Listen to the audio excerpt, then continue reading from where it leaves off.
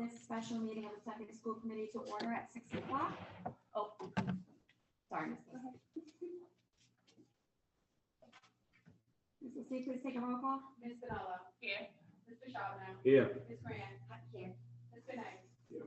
Ms. Maria. Here. Ms. Dewey. Here. Please rise for pledge of allegiance.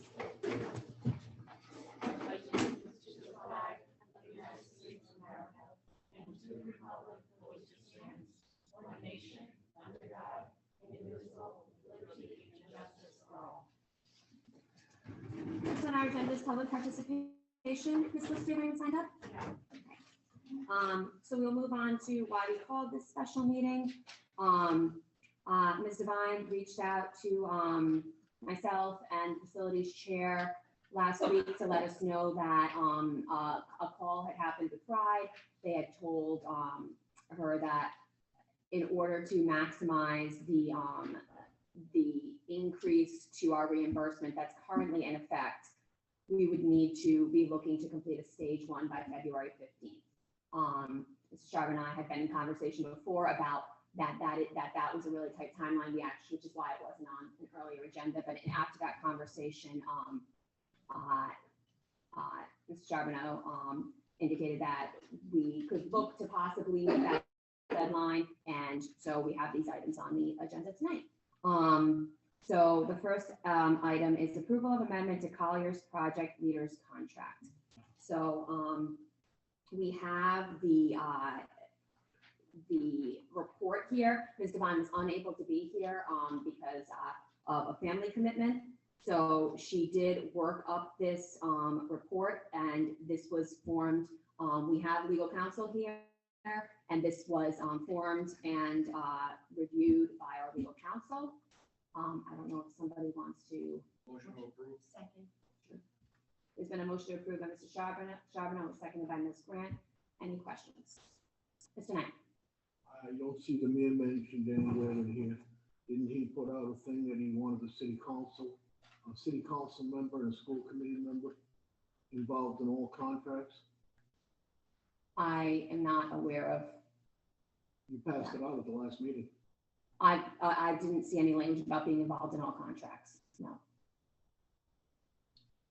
You an English teacher?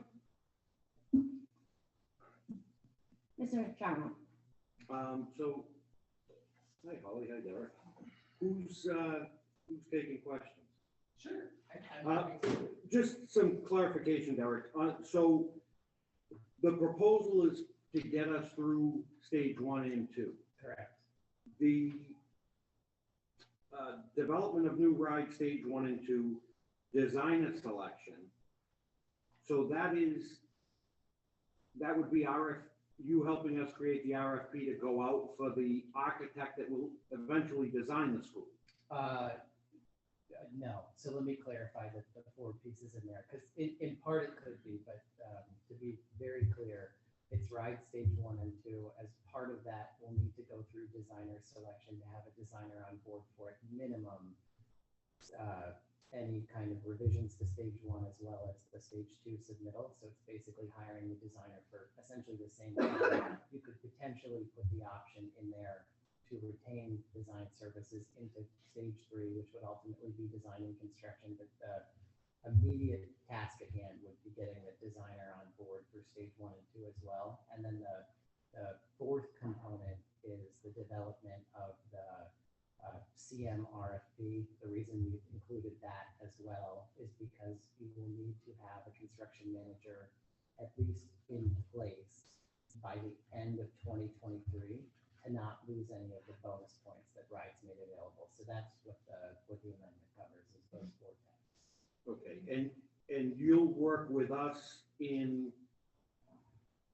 so that designer selection will be a conversation we have, right? Correct. And then should we choose to retain that designer for the actual build, that's a different. Right, and we'll come Conversation. back to you as we typically do when we hire designers. So all this is saying is Colliers is on your behalf going to write and issue an RFQ for design services. But then when all of those proposals come in, we'll go through the normal process of bringing them to you, potentially interviewing the designer and then making a selection. And lastly, so with all the work currently that we're partnering with. Yep. Who's taking the lead on stage 1 and 2 for us from Colliers? Sure. So in this case, likely both Holly and I will be involved a little bit in terms of the leadership level because some of it's politics and policy in terms of getting the documents before the school building authority and making sure that ultimately your applications are approved. But because we do have a fairly full Colliers team in place, the labor basically remains relatively unchanged. The labor and the fee are coming from work and staff resources that may have otherwise been continuing to work on the Shane Tolman projects that have been sort of sidelined for the moment. So you'll have the support of our full team as you do now. And we're comfortable on the February timeline? It's aggressive, but we've never not made a deadline and we don't intend to start now. Seeing no further discussion, Mr. Knight. I'd like to read this into the record. This is from the mayor. In order to continue this positive momentum and to move this project expeditiously, I ask that the school committee establish, sorry, I missed the word, that in collaboration with the school committee, the school committee establish a project management committee consisting of myself, a member of the city council, and a member of the school committee to help manage and guide this project forward. So my understanding is we're asking to enter into a contract with Colliers, and the mayor's not here, no member of the city council's here. Are we ignoring that? No, as I said at the last meeting, I did reach out to the mayor and we plan to have a meeting, and I did let the mayor know that we would be having a special meeting and told him the items that would be on the agenda. And I believe his word was, do your thing, is what he said. So he's aware of what we're doing tonight, and I think if he had any objection to it, I think he would probably be here or have registered some response to that as in the agenda was published. So no, we do intend to definitely work collaboratively with the city moving forward in a liaison function to ensure that the city is aware of what we are doing and we are aware of the steps that the city is taking with their land and to ensure that we can move forward as quickly and expeditiously as possible, as it said. And if the committee wants to put any formal vote to establish that committee and ensure that there's always a city councilor here when we make decisions, then that would be a decision that this full committee would have to make, and it wouldn't be a decision I would unilaterally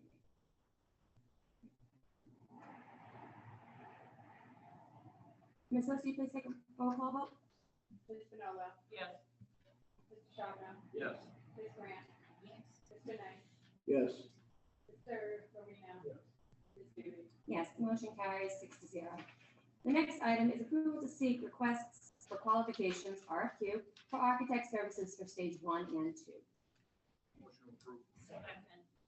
Motion to approve by Mr. Charbonneau was seconded by Ms. Manolo and Ms. Marino. Any discussion? Mr. Charbonneau. I guess it's relative to both B and C. What's the timeline we're looking at for? Sure. So we would recommend that we start to develop and as soon as reasonably possible, put out an RFQ for designer services essentially now, so that by the time we have them selected, they're able to engage as we kind of finish completing the stage 1 and go into stage 2. There is quite a bit of work from the designer side as well to have a stage 2 ready for September of next year. So we want to act on that basically immediately. In terms of the RFQ for CM services, that would happen later summer or into the fall. Really, we want to be far enough along that we have data from the design team and the development of the stage 2 to be able to give them something to work with in terms of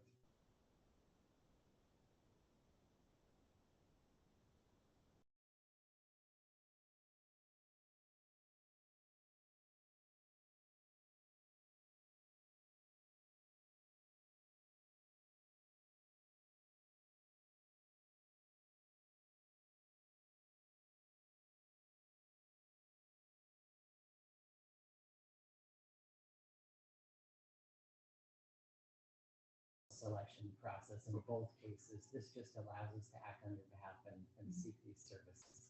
So I had the same question as Mr. Charbonneau, as I'm looking at, we have a December 8th meeting, we have a December 13th meeting. Facilities might be looking to have, on this timeline, provided these are approved, are you saying like, in about 2 weeks, we're going to need to come back for something? Do we think like we don't need a special meeting? I know we're on this very aggressive timetable, and I know that the committee by the fact that we voted on the first one in the affirmative, wants to move towards this timeline. So, but I also know that we're running into holiday season.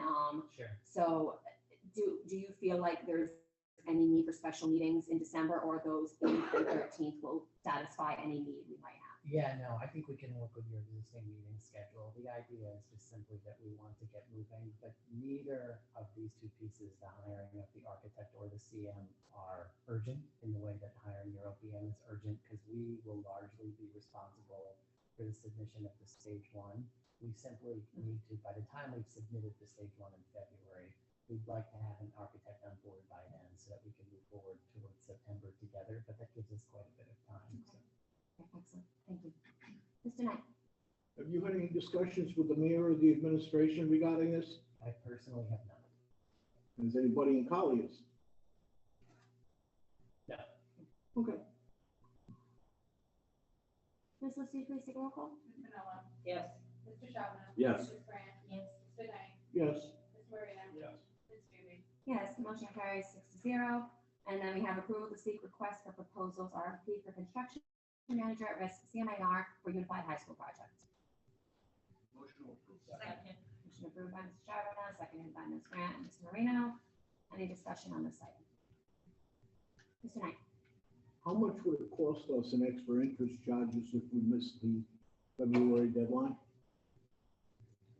So in order, the driver really on this is that there are two entry points to the stage one and stage two approval process. I believe, though I can get a legal opinion, but I believe based on the correspondence from RISE, we must hit both in order to have council approval by Christmas of '23. That council approval is necessary because we will also need a builder by the end of the year 2023. So the potential loss would be any and all bonus points that you're entitled to, which right now is hovering just under 10%. So if you were to not gain state approval on this timeline based on the current legislative framework in terms of how long the bonuses are good for, you're at risk just short of 10% of the overall cost. I believe Ms. Devine said it was around 30 million, 20 to 30, depending on the project. Yeah. Sounds right. Mr. Knight? So the interference by the mayor and the administration in this could possibly cost the city of Pawtucket anywhere from $25 to $30 million. Is that what we're saying? So we have to do this as a school committee? I think you have to explain it to me a little differently. I think we're ensuring that we aren't going to lose that money by doing this today. Right. But if the mayor interferes with the awarding of contracts, et cetera, Of moving forward, yes. If anything interferes with us meeting this timeline at all, Yes. then yes, we would risk losing that. how much should that be? About $25, $30 million? I believe that's what we said, yeah. Yeah, that's an approximation from your finance director.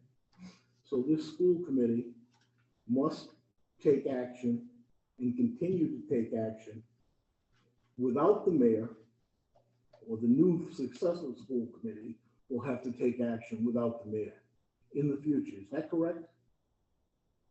I think that it doesn't have to be without anybody. I think as long as we're working collaboratively, we can move forward on an aggressive timetable. Excuse me one second. Could I ask you to get a legal opinion on that? You can ask for a legal opinion, Mr. Knight. I believe the question is if anything interferes with the timetable, are we at risk of losing money? Yes, if anything interferes with the timetable. I think that if there's any question on some of the defense of the school committee, nothing has been brought to my attention that would have impeded you guys to act independently. tonight or any other, subsequent decision you do as related to the project. But as you indicated, if anything interrupts us from hitting those deadlines, then yes, we're millions. Thank you. Mr. Knight? Further question.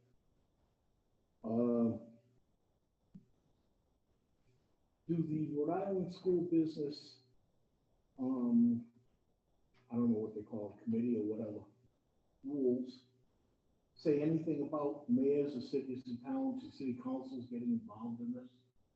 I believe the independence of the committee is established by charter, so you guys have the autonomy to make these decisions for sure.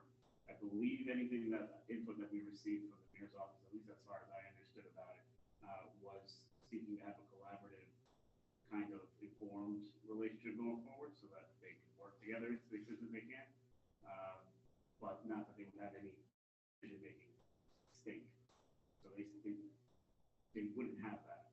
They don't have that. Long as that's clear. Ms. Grant and Mr. Chadwick?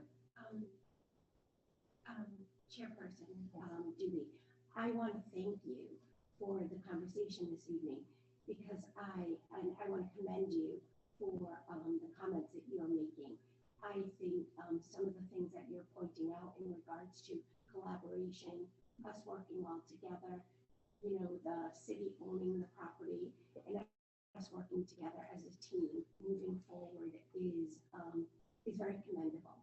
And I think this is a school that is going to be for the students in the district, some of it paid by the taxpayers. And I want to commend you again for the way you're presenting it in regards to having collaboration. I know myself, I think that is the way we should move forward. So I just wanted to make sure I commended you on that. So thank you. Mr. Chadwick? Yeah, just a couple of comments. I think it's important to step back and see that none of this happened without the voters approving it in November. So it's not like anybody's been sitting on this for 6 months or longer. I think I think there's two ways to take the correspondence from the mayor. I had conversations with the chair, and I believe the subsequent conversations that have occurred with the administration, at least for now, for me, paint a picture of your read on the initial correspondence was correct and mine was incorrect, that where they're looking for a collaborative, not necessarily to be in the decision making, but at least to be up to date with what's going on. I think that's reasonable. I think this is going to be a massive project for the city. I think the more people we can have at least on the same page, knowing as the project unfolds what it looks like, I think the better chances for ultimate success. I agree that the decisions based on that building or the school buildings rest with this body, but we are also one branch of municipal government, and I think there's at least an appetite there to start to work collaboratively, and we'll see where it goes. Mr. Knight? One thing that bothers me, it's been said several times, that the land that we are going to use for this belongs to the city. Once we take possession of the land to start construction, it doesn't belong to the city any longer. The deed will be in the Pawtucket School Department's name. I want that made clear.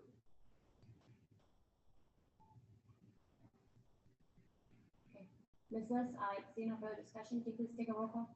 Ms. Nola? Yes. Mr. Shabana? Yes. Ms. Grant? Yes. Mr. Knight? Yes. Ms. Marino? Yes. Ms. Dooley? Yes, the motion carries 6-0.